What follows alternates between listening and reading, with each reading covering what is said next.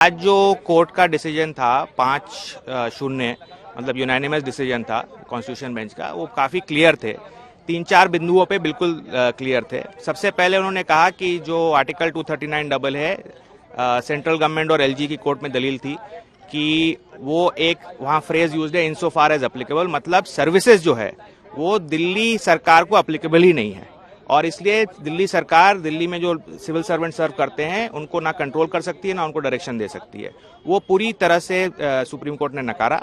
उसको कहा कि दिल्ली लेजिस्लेटिव असेंबली और दिल्ली सरकार का जो जुरिस्डिक्शन है वो जो भी लोग सर्व कर रहे हैं दिल्ली सरकार के अंदर उस पर एक्सटेंड करता है।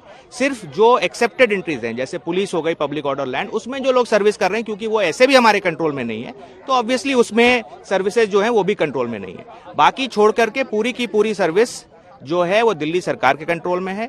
एलजी को जो चुनी हुई सरकार है उसके एडवाइस, एड एंड एडवाइस पे जाना है। एलजी का कोई इंडिपेंडेंट पावर इस रिस्पेक्ट में नहीं है और जो भी हमने बहस की थी दिल्ली सरकार जो चुनी हुई सरकार है उसकी तरफ से, वो सारे पॉइंट्स सुप्रीम कोर्ट की 5 जजेस ने यूनानिमसली एक्सेप्ट किया।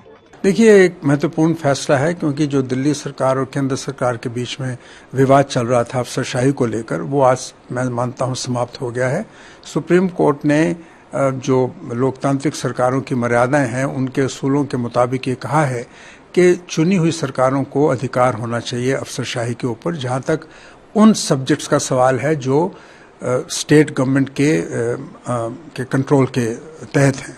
जहां तक केंद्र सरकार के इख्तियारात हैं, उन्होंने कहा है कि पुलिस, लॉ एंड ऑर्डर और लैंड के जो सब्जेक्ट्स हैं वो केंद्र सरकार के अधिकार में है। तो सुप्रीम कोर्ट ने संविधान के कई प्रावधानों की इंटरप्रिटेशन के बाद ये फैसला सुनाया है।